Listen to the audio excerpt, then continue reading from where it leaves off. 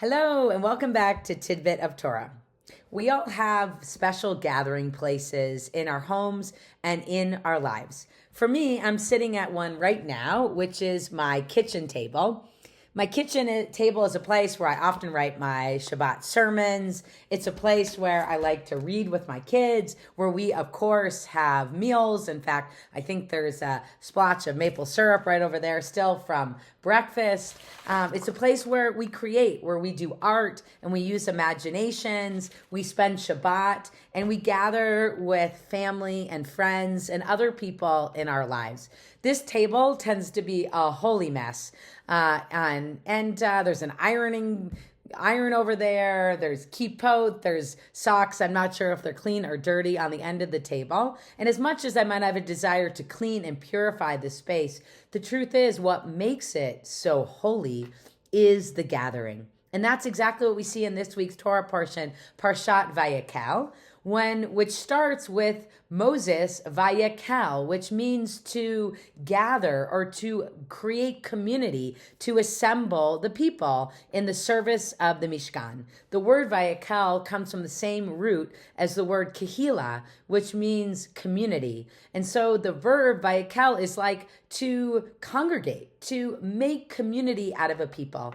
And that's exactly what the building of the Mishkan does. It not only creates a holy space for God's presence in transition as the Israelites are moving, the kind of portable dwelling place for God that we all need in our lives, but also it is a community building exercise to build the Mishkan that the Israelite people so desperately needed. As we see in last week's Torah portion, when they built the golden calf, there's clearly a presence that's missing and a sense of unity and connection that's missing amongst the people.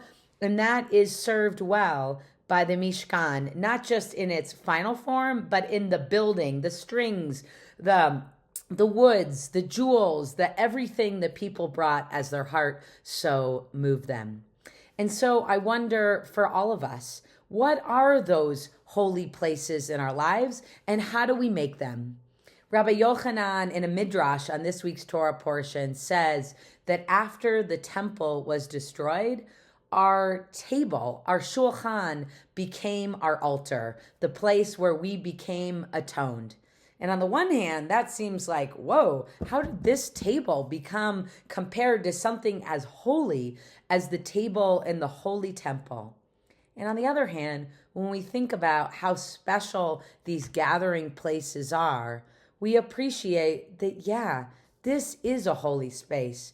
This is a table in my life that my husband and I have had since our wedding. It's one of the few items of furniture that has lasted through that many years.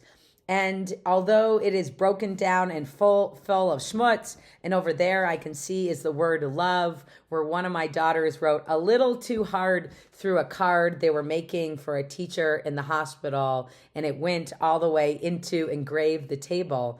That's sort of the beauty of it. Not that it's perfect, but that has become a place where we can be together in service of our values and connection. So I hope we all can find those places in our lives, both for community as well as community building. Shabbat Shalom.